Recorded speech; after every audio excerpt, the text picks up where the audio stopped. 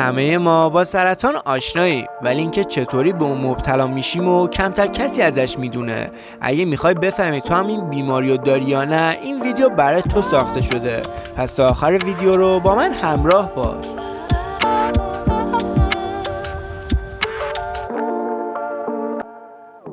سرطان واژه‌ای که دوچار میشه تا ترس توی وجودمون بیفته. بذارین اول بریم سراغش که سرطان چی و چه علائمی داره.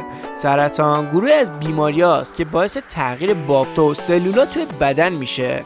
این بیماری 279 مختلف ازش وجود داره که هر کدوم از این سرطان‌ها یک تاثیر جدی روی بافت‌های بدن میذاره. در کل سرطان‌ها بیماری سلولاست که تاثیر خیلی مهمی داره. حالا باید از چه کارهای دوری کنیم تا هیچ وقت به این بیماری دچار نشیم. ما انسان‌ها باید روزانه مقدار کمی آفتاب بگیریم، ولی وقتی مدت زیادی زیر این آفتاب باشیم باعث میشه تا ما مبتلا به سرطان بشیم، چون که این آفتاب روی سلولای ما تاثیر میذاره. درسته که مفیده، اما در این حال خطرناک هم هست، چون باعث میشه تا یک اشعه ماورا بنفش به ما بزنه به اسم UVB. این اشعه باعث میشه تا پوست ما دچار سوختگی بشه که همین باعث میشه تا شما به سرطان پوست مبتلا بشین. نکته جالب‌تر وقتی هم که خورشید توی افق هست، این اشعه حدود 20 برابر میشه که شما حس حالت تهوع یا گرمازدگی دچار میشین که باید از کلاه آفتابی و کرم ضد آفتاب استفاده کنید. البته جدا از این ضررها، این اشعه سودایی هم برای بدن داره.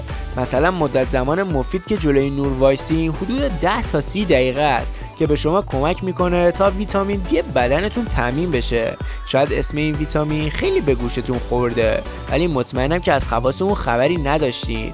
اگه شما روزی 10 تا نیم ساعت جلوی نور باشین، باعث میشه تا بدنتون ویتامین دی دریافت کنه. این ویتامین به رشد استخوان‌ها، دندون‌ها و تقویت مایچه و تنظیم فشار خون بدنتون کمک میکنه.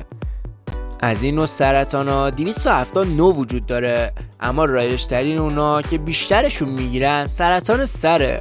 حالا چطوری این سرطان رو میگیریم؟ دی ما دچار اختلالاتی میشه که باعث میشه سلولا به طور غیر عادی رشد کنن، یک توده توی مغز ما ایجاد شه که بهش بگن تومور.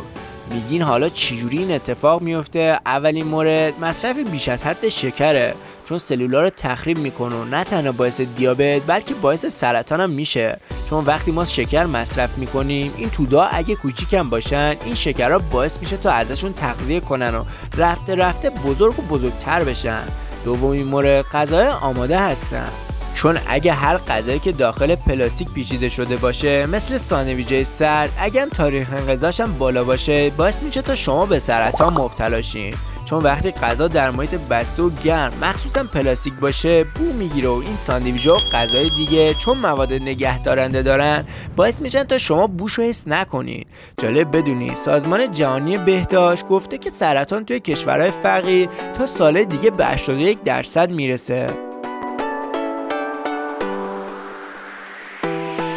سومین مورد نوشیدن چای داغ یا مایعات داغ دیگه که شما رو مبتلا به سرطان میکنه. چهارمین مورد تا دیر وقت بیدار بودنه، چون باعث میشه بدنتون نظمش رو از دست بده و حالت نامنظمی پیدا کنین که باعث بیالی و کسلی توی روز بشین که رفته رفته به این بیماری دچار شین. پنجمین مورد دود اگزوزه که دانشمندان ثابت کردن که اگه انسان توی دود اگزوز قرار بگیره، چون این دود حاوی سین و سرطان همراه خودش داره، کم کم باعث میشه تا شما هم سرطان بگیرین. ششمین مورد گوشت باربیکیو یا همون گوشت کبابیه. همه ما تا حالا گوشت ماهی، مرغ یا گوسفند رو روی آتیش پختیم و میبینیم که چه مزه‌ای هم داره، ولی روش‌های پختش اثرات مخربی هم همراه خودش داره. وقتی گوشتا میپزن، چربیاشون که توی آتیش میریزه و جلز و ولز میکنه، همین باعث میشه تا دود اون آتیش به گوشتا بخوره و باعث سرطان بشه.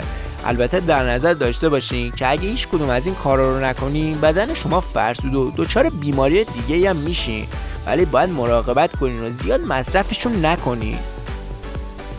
نظرتون تا اینجا ویدیو چی بوده؟ شما اصلا این موردا رو رعایت میکنین؟ اگه رعایت میکنین عدد 1 رو کامنت کنین، ولی اگه رعایت نمیکنین عدد 2 رو کامنت کنین تا من بهتون راهکارهای بهتری بدم تا به سرطان مبتلا نشین. حالا شاید براتون سوال باشه که پس ما چیکار کنیم تا به این بیماری‌ها مبتلا نشیم؟ علاوه بر گزینه بالا، شما هر روز باید 1 ساعت ورزش یا راه برید. بعد از خوردن ناهار فوراً نخوابید تا بدنتون راحت‌تر بتونه غذاها رو هضم کنه. از سبزیجات و میوه خیلی استفاده کنید. غذای پرچرب هم نباید بخورید و اگه دچار این بیماری شدید باید سریعاً پیش پزشک برین. امیدوارم تا اینجای ویدیو لذت برده باشین. ویدیو بعدی ما راجع به درنده ترین حیوانات روی زمینه. اگه میخوای اون حیونا رو بشناسی پس حتما اون ویدیو رو ببین و از دستش نده.